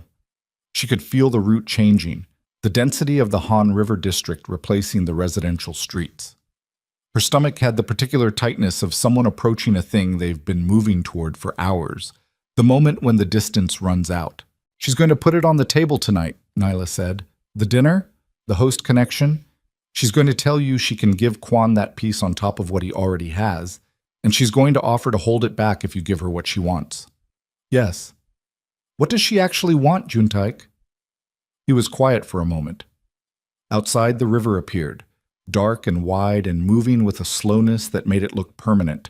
Her daughter, he said. She wants her daughter positioned within the next tier of my organization's social structure. Not the underground layer, the legitimate side. Hospitality, events, the public-facing network. She wants her in a place where she has access to the right rooms and the right conversations. He paused. She wants what she was trying to arrange before you came into the picture, just without the marriage attached. She wants a consolation arrangement. She wants to not have lost. Nyla thought about that. about the specific psychology of a woman who had spent 3 decades building social infrastructure and was now watching it become unstable because a variable she hadn't accounted for had walked through a boutique door and refused to leave. The car stopped. The restaurant Ji-yeon had chosen was a ground floor space in a commercial building near the river. Visible from the street through large windows, well lit, busy enough at this hour to provide cover without providing privacy. Tables were visible from outside. Ji-yeon had chosen a position near the center of the room, facing the entrance, her back to no wall, sightlines in every direction. Nyla could see her through the glass from the car. Park Ji-yeon was 63 years old, and she looked like exactly what she was. A woman who had survived a long time in a world that didn't make survival easy for women. Silver-streaked hair, well-cut clothing in dark neutral tones, the posture of someone who was performing composure over something that was working hard underneath. She had a glass of water in front of her, untouched. Her phone was face up on the table, which was the tell. A person certain of their position doesn't need to monitor their phone. She was monitoring hers. "She's already here," Nyla said. "She's been here 30 minutes, Juntaik said. Sung-min tracked her car. She wanted to be positioned before we arrived." "Yes." Neela watched Ji-yeon through the glass, watched the slight movement of her fingers against the table, watched her eyes move to the entrance for the third time in the 2 minutes they'd been sitting outside. "She's going to try to talk to you separately," Nyla said. "She's going to try to create a dynamic where you're her primary interlocutor and I'm adjacent. She'll direct everything to you and respond to me as little as possible." "I know." "So you let me lead." He looked at her. "Nyla, I bought us 48 hours with Kwan. I know how she's built this narrative. I know how to take it apart because I know how it was constructed. You're better than I am at 17 things, but taking apart a journalist's source frame is not one of them." She held his gaze. "Let me lead." A pause. "All right. And don't react to anything she says, regardless of what it is. I'm not someone who—" "I know you're not. I'm saying it anyway. Because she's going to put something on that table that she believes will break the room, and whatever it is, we can't break." He looked at her for a moment with that reading attention, that careful, structural way he had of looking at things he was deciding how to trust. Then he nodded. They got out of the car. The evening air was cool off the river. Nyla pulled it in once through her nose all the way down. The journalists inhaled before a difficult room. Her boots on the pavement made no sound she was aware of. Her hands were at her sides and she did not clench them. Juntaik pushed the restaurant door open. Ji-yeon's eyes found them immediately. She had been watching the entrance, and she had clearly expected Juntaik to arrive alone because when she saw Nyla, the thing that moved through her expression was not surprise so much as the rapid readjustment of someone whose opening had just been altered. She recovered in less than a second.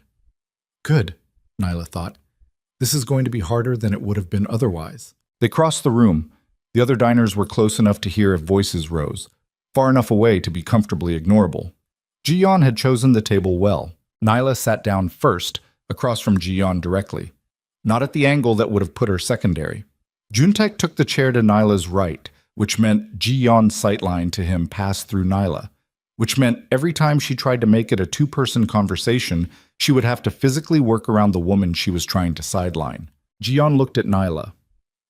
Something passed between them, not speech, not gesture. The recognition of two people who understood exactly what was happening in the geometry of 3 chairs and who was controlling it. "Ms. Okafor," Ji-yeon said. Her English was accented but precise. "I didn't expect you to be here." "I know," Neela said. Ji-yeon looked at Juntaik. "I asked to speak with you." "You're speaking with both of us," Juntaik said. His voice was completely level. Ji-yeon's fingers moved against the table again. Once. She picked up her water glass and set it down without drinking. "I have a proposal," she said. "I know that too," Nyla said. "You want your daughter positioned in the legitimate network. Events, hospitality, access to rooms. In exchange, you pull the material you've given Kwon Dae-won." The color that moved through Ji-yeon's face was not subtle. We've already spoken with him, yes." Nyla kept her voice easy, conversational, the voice of someone discussing terms rather than conducting a confrontation. He's agreed to hold for 48 hours while I provide documentation that contradicts the narrative you gave him. So the material you're holding right now is leverage against a story that may not run regardless. She paused. Which changes what you have to offer. Ji-yeon looked at Juntaek. She speaks for exactly as much as I do, Juntaek said. His voice had dropped a register, not loud, not threatening in any theatrical sense, just final in the way certain statements are final. Whatever you say to me, you say to her. If that's not acceptable, we can end this now. Ji-yeon's jaw tightened. She looked back at Nyla. There was something in her face now that hadn't been there at the beginning of the conversation. Something that had come in through the back of her expression the way fear does when it can no longer maintain the shape of confidence. She was reassessing, rapidly. The structure she'd spent months building was not falling, not yet, but it was showing her the places where it could. You haven't spoken to Kwon, she said. You're bluffing. Call him, Nyla said. She pushed Yuntaek's phone across the table. Kwon's number was on the screen, call duration from 40 minutes ago visible in the recent log. Ji-yeon looked at the screen. The thing that happened into her face in that moment was something Nyla would remember with absolute clarity for a long time afterward. The specific private collapse of a person watching the load-bearing wall of their position develop a crack they hadn't engineered and couldn't stop. It lasted less than 2 seconds. Ji-yeon was too practiced to let it last longer. But it had been there. She didn't pick up the phone. The dinner, she said. Her voice was still controlled. But something in the control was effortful now in a way it hadn't been before. The textile magnate's dinner in Tokyo, the host's connection to the CO restructuring timeline. Kwon doesn't have that yet. No, Nyla said. He doesn't. I give him that, and the 48 hours means nothing. Possibly, Nyla said. Or possibly I can demonstrate that the dinner was incidental, the host connection was peripheral, and the story you're trying to build is a personal attack dressed as investigative journalism.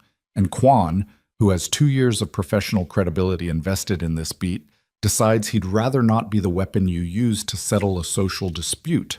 Ji-yeon looked at her, really looked at her, the way she hadn't looked at her in the boutique, not through the lens of what she needed Nyla to be, but at the actual person across the table. You would go to the public with this, Ji-yeon said slowly. I would write about it, Nyla said. Yes. Exactly what happened today, and why, and who arranged it, and what the purpose was. I would write it the way I write everything. Documented, verified, precise. And I would publish it before Kwon publishes anything. She leaned forward slightly. Because I'm a journalist, and this is a story. The table was silent. Ji-yeon's hand on the glass was not quite steady. She looked at Juntaek. You would allow... I would step back, Juntaek said, and let her work. Something in Ji-yeon's composure made a sound, internally, that didn't reach the surface, but that Nyla heard anyway. The sound of a structure under load discovering the exact point where load becomes too much. Ji-yeon had come to this table with a hand she believed was strong. She was discovering, card by card, that she had misread it. She sat very still for a moment. What do you want? She said finally. And the voice had changed, not broken. Ji-yeon was not someone who broke easily, but stripped of the architecture of strategy, down to the actual question underneath it. Nyla looked at her across the table. I want you to contact Kwon tonight, she said. I want you to tell him the material you provided was incomplete and potentially misleading. I want you to retract the framing. She paused. And I want the name of the production contact at my journal who gave you the draft. Ji-yeon's chin came up. The contact is mine, she said. The contact committed a crime, Nyla said. That's not negotiable. And if I refuse? Nyla looked at her for a long moment. Then we find out, she said quietly. Which one of us writes faster? The silence that followed was the longest of the evening. And then Ji-yeon's phone, face up on the table where she'd been monitoring it all night, lit up with a notification. Ji-yeon glanced at it involuntarily, the reflex of someone who'd been waiting for a specific message, and the color left her face completely. Nyla didn't look at the phone. She kept her eyes on Ji-yeon's face. She watched the last structural support of Ji-yeon's position give way in real time, watched it cross her expression like weather crossing an open plain, fast and total and irreversible. Jiyeon looked up from her phone. She looked at Jun Taek. "Your mother," she said. And her voice had gone somewhere Nyla hadn't heard it go before. Somewhere old and tired and fundamentally without recourse. Jun Taek said nothing. Jiyeon looked at the phone again. Then she set it face down on the table with the deliberate care of someone putting something away that they will. Jiyeon set the phone face down on the table and left her hand on it for a moment. Flat, pressing slightly, the way a person presses on a wound they're not ready to look at. And then she lifted her hand and folded both of them in her lap and sat very still. The restaurant moved around them. A server crossed the room behind Jiyeon's shoulder carrying something on a tray. Two men at a window table laughed at something one of them had said. The city outside did what cities do. Indifferent, continuous, completely unaware that something was ending at a center table near the river. "What did she send you?" Jiyeon said. She was asking Jun Taek, but she wasn't looking at him. She was looking at her hands in her lap, at the particular geography of her own fingers, as though she were reading something written there. "A letter," Jun Taek said. "What kind of letter?" "The kind she writes when a decision has been made." Jiyeon absorbed this. A single, slow breath. In through the nose, measured, the kind of breath that is doing double work because it has to carry more than oxygen. "She's calling the debt," she said. "All of it." The phrase landed between them without drama. No raised voice, no theatrical weight, just the flat, clean reality of three words that meant everything in the world Jiyeon had built her life inside. 30 years of accumulated favors, social currency, carefully maintained relationships. The architecture of a woman who had understood that in the world she inhabited, the only real asset was what other people owed you. And Eom Hae-ran, who had been keeping books longer than anyone and who never called a debt without having already verified the balance, had just indicated that the balance was zero. Jiyeon was quiet for a long moment. Nyla watched her. She had been watching her since the phone lit up, watching the internal process of a woman working through the stages of a loss she couldn't strategize her way out of. There was something in it that was difficult to look at directly, not from sympathy exactly, but from the recognition of what it looked like when a person's entire operating framework collapsed. She had seen it before, in interview rooms, in aftermath zones, the specific human experience of running out of moves. "My daughter," Jiyeon said finally. "Is not part of this," Jun Taek said. Jiyeon looked up. "She didn't know what I was doing." "I know that." "She's 24 years old. She has nothing to do with—" "I said I know." Jun Taek's voice was quiet. "Whatever happens to your position in these circles doesn't touch her. She hasn't earned that." Jiyeon looked at him for a long moment.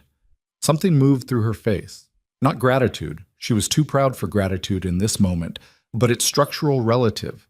The recognition of a line being drawn that was fair rather than punitive. She hadn't expected fair. She had prepared for punitive, and the fairness was, in its way, harder to absorb. She looked at Nyla. "The production contact at your journal," she said. "His name is Yoon Ho Seok. He was an intern when your article published. He's been a copy editor for 3 years. He accessed the archive on a shared system. There was no specific security on pre-publication drafts older than 18 months. She paused. "He did it for money, not ideology. I want you to know that. He didn't believe anything he was doing was—" She stopped, reconsidered. "He was young, and I offered him more than he made in a year." Nyla wrote the name in her memory. "I'll handle it through my editor, not through anything connected to this conversation." Jiyeon nodded once. "I'll contact Kwon tonight." "Tonight?"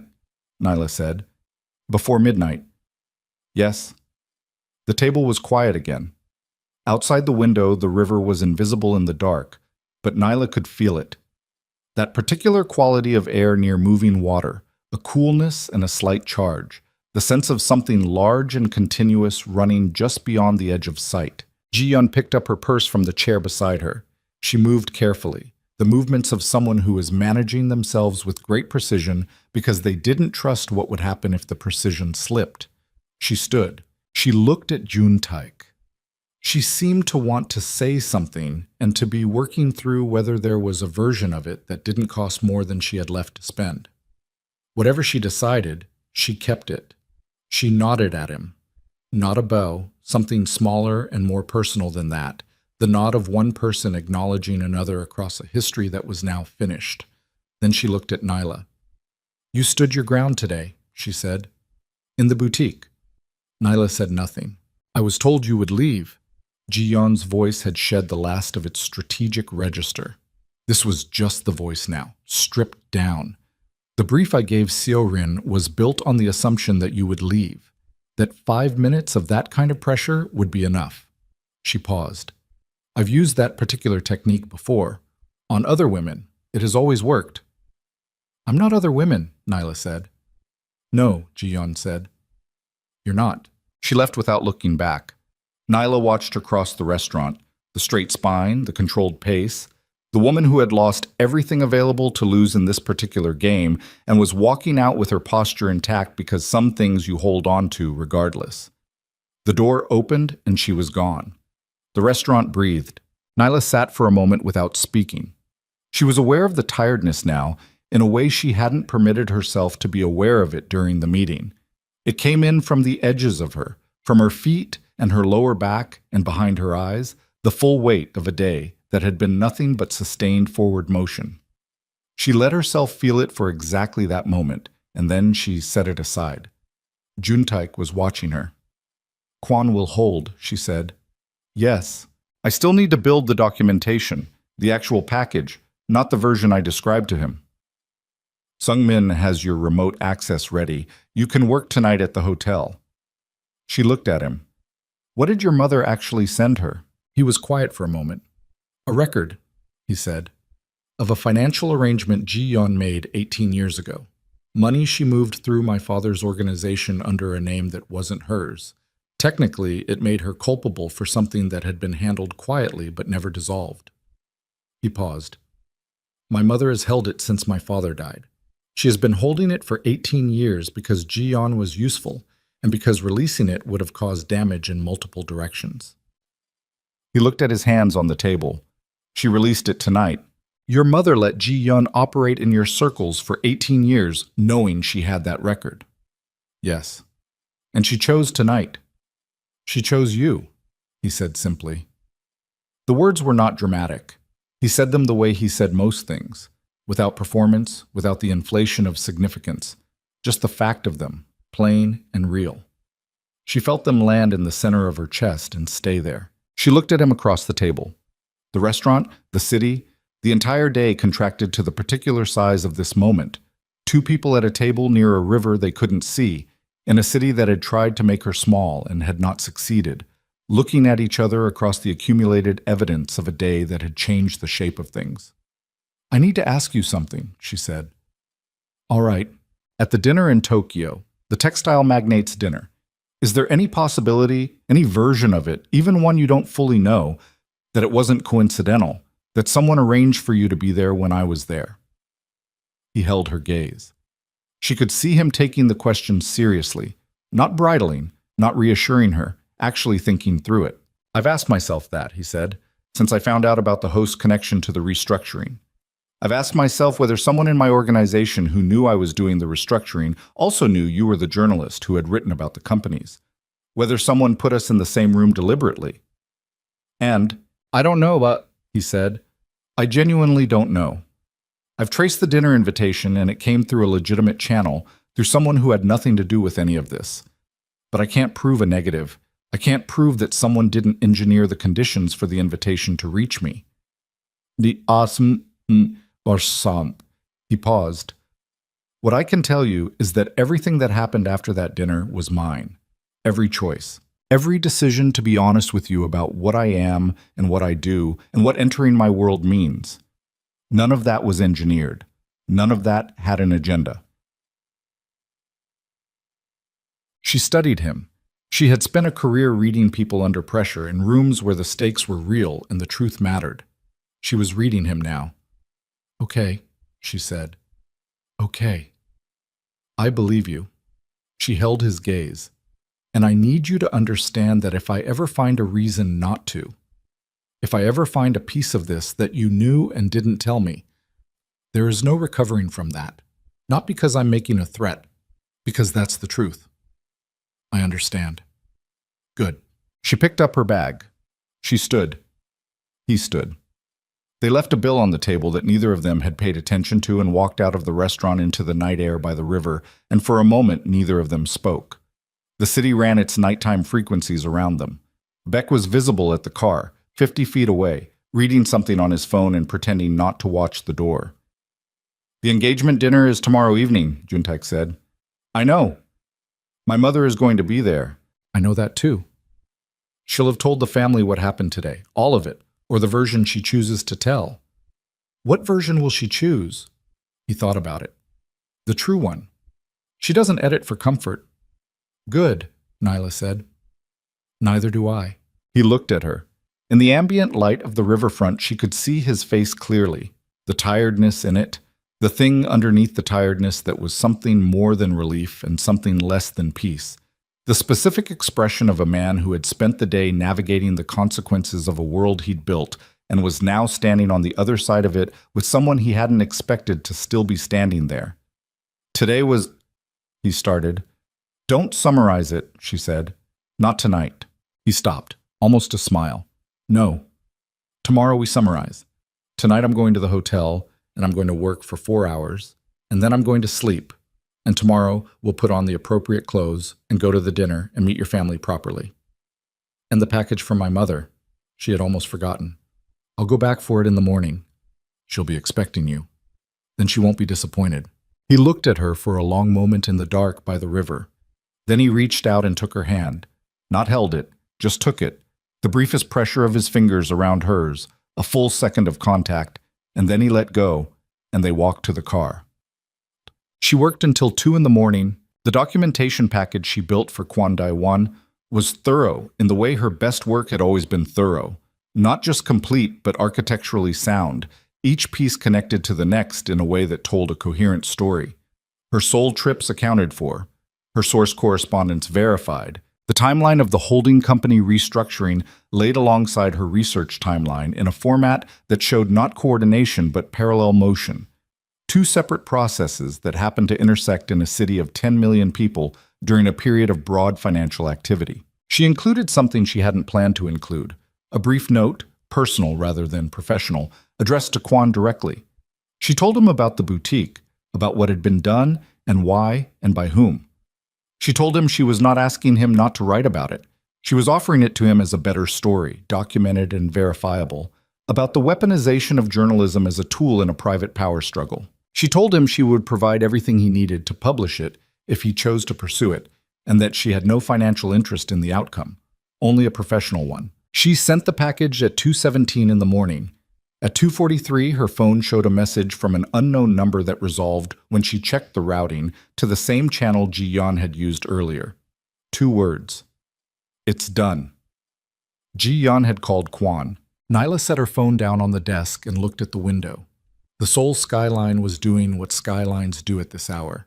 Stripped of its daytime performance, the actual bones of it visible, just light and structure and the dark spaces between buildings where the city breathed. She sat with it for a while.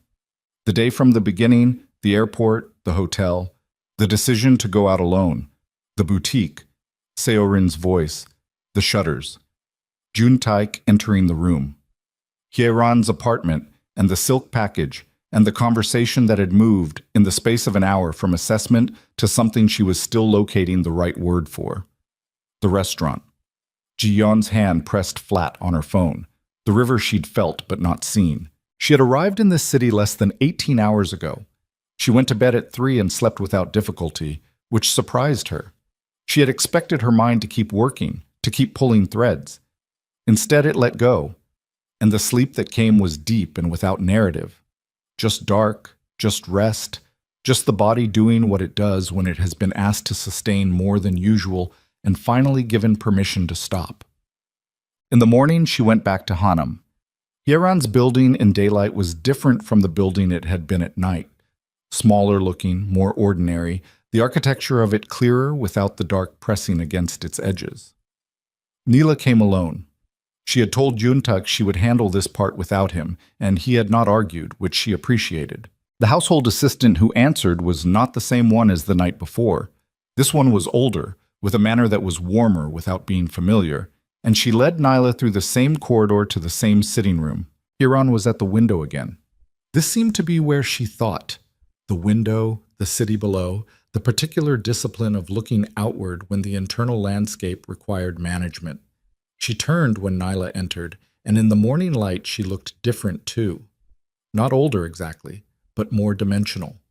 The controlled severity of the night before had something alongside it now, some texture that daylight brought out. The silk package was still on the low table where Nyla had set it. "You came back," Hieran said. "I said I would." Hieran looked at her for a moment. "Quan is not publishing the story Ji-yeon brought him." "No. He is, however, considering a different story." "That's his choice to make," Neela said.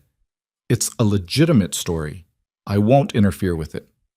Something in Hieran's face shifted. "You would allow a story about your own."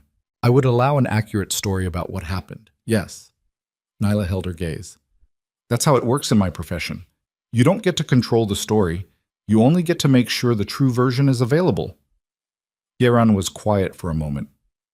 "Ji-yeon," she said. "Her daughter." "I told him what Juntaek told me, that the daughter had no knowledge of what was being done." Nyla paused. "He'll make his own decisions about what to include, but I gave him the context." Hieran looked at her with that reading attention, the deep structural kind that felt less like being studied and more like being recognized. "You could have used the story yourself," she said, "to establish your position, to make it clear to everyone in these circles what happened and what it cost Ji-yeon.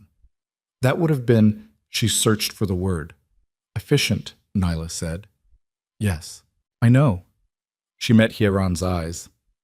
"I chose not to because using it that way would have made me someone who uses people's damage as leverage, and that's not who I am, even in this world."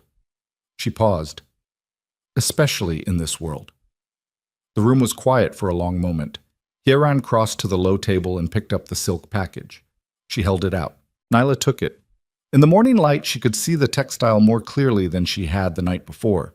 The gradations of blue, the seams in the piecing technique, the specific patience that had gone into it. It was a beautiful thing, not because it was expensive, because it was made by someone who understood what they were making. "I bought it 3 weeks ago," Hieran said, "before I knew what Ji-yeon was planning, before any of this. Juntaek told me. I want you to understand why." Hieran stood straight, her hands folded, her voice carrying the careful weight of a woman choosing words that would land accurately. "I have been in this life for 50 years. I have watched women enter my family's world, and I have watched what it does to them. Some of them were strong before they entered, and the world made them into something colder and more careful than strength should have to be. Some of them believed love was protection enough and learned otherwise at a cost that was not fair." She paused. "I have been looking for a long time for someone for my son who would not need to be either of those things. Someone who already understood that a room belongs to the person who decides it does."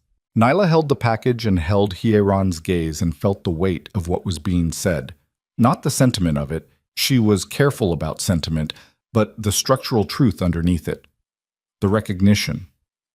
"I'm going to make mistakes in this world," Nyla said. "I'm going to get things wrong. I don't know all the rules, and some of the rules I know I'm going to disagree with." "Yes," Hieran said, "and I'm not going to stop being what I am because it's inconvenient. My work is mine. My voice is mine." "Yes," Hieran said again. "I want to make sure we understand each other about that." "We understand each other," Hieran said. "Completely." A pause. The morning held around them. "There is one more thing," Hieran said. "Seorin, the boutique director. She has been terminated." Hieran said it plainly. She followed instructions she should have refused. That is her responsibility regardless of who gave them. But she was also a tool, and tools don't choose the hand that holds them. She looked at Nyla. "I wanted you to know that I didn't leave it unaddressed." "I appreciate that." Nyla paused. "What happens to the boutique?" Hieran looked at her. Small silence. "That hasn't been decided." Nyla thought about what she wanted to say. She thought about it carefully, about whether this was the right moment and whether she had the standing to say it. She decided she did, not because of Juntaek, not because of last night, but because she had stood in that room and refused to leave it, and that had earned her the right to say what she thought about it. "There's a lot of square footage in that space," she said. "It's well located. Good light. She paused. A fashion and textile program for young women who couldn't otherwise access that kind of training would be a better use of it than another boutique that decides who belongs based on what they look like. Hieran looked at her for a long moment. That would be expensive, she said. Yes, Nyla said. It would. The almost silence between them held for a moment. Then something in Hieran's expression did what expressions do when a decision is made somewhere behind them. Settled, clarified, arrived. I'll have someone look into the costs, she said. Itu. The engagement dinner was held in the private dining room of a restaurant that Juntaik's hospitality group owned, not one of the flagship properties, something older and quieter, a room with low lighting and long tables and the kind of acoustics that absorbed conversation and kept it at the table where it belonged. 14 people. Family, the inner circle of it, cousins, an uncle who had flown from Busan, 2 women who were Hieran's generation and had been inside the organization's social world since before Juntaik was born. Nyla arrived with Juntaik. She wore something she had packed knowing she might need it, a dress in deep burgundy, simple cut, the kind of clothing that said nothing that needed saying because it was comfortable in its own skin. She carried nothing. She had left the silk package at the hotel, safe, for later. The room looked at her when she entered. She had expected that. 14 people who knew everything that had happened yesterday, or the version of it Hieran had chosen to pass through her channels, which amounted to the same thing. She met every set of eyes that found her without aggression and without performance, just the level return of someone who had decided the room was already hers. Hieran was seated at the head of the table. She looked at Nyla when she entered and gave a single nod. Small, precise, identical to the nod she had given Juntaik in the boutique doorway the night before. The nod of someone acknowledging another across a shared understanding. Nyla returned it. Dinner lasted 3 hours. She spoke when she had something to say and listened more than she spoke. And she asked 2 of the older women questions about their own histories. The real questions, the journalist questions, the ones that went beneath the surface into the actual texture of lives lived. And they answered her with a warmth that surprised her, or didn't surprise her, because she had learned a long time ago that people respond to being genuinely seen. The uncle from Busan told a story about Juntaik at 17 that made the table laugh, and Juntaik look at the ceiling with the expression of a man accepting an old embarrassment. Nyla laughed too, genuinely, completely, the laugh that comes up from the body when something is actually funny and you're not monitoring whether it's appropriate. Hieran, from the head of the table, watched her laugh. Later, when the dinner had wound down to its last hour and the table had contracted into smaller conversations, and Juntaik had been pulled into a discussion with his uncle that required both of them to be standing, Hieran came to sit beside Nyla. They sat for a moment without speaking. It was a different silence from the silences of the night before. Not pressurized, not freighted. Just 2 people at the end of a long day in a warm room. The program, Hieran said quietly, for the boutique space. My associate called this afternoon. The preliminary numbers are significant but not impossible. I'd like to be involved, Nyla said, if that's acceptable. Not as a figurehead, actually involved. In the design of the curriculum, in who benefits from it. Hieran looked at her.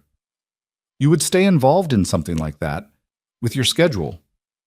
I travel for work, Nyla said. I don't disappear, there's a difference. A pause. Yes, Hieran said. There is. The room moved around them. The quiet sounds of an evening ending. Glasses being cleared. The distant sound of someone laughing in the corridor. Juntaik was visible across the room, his profile against the wall.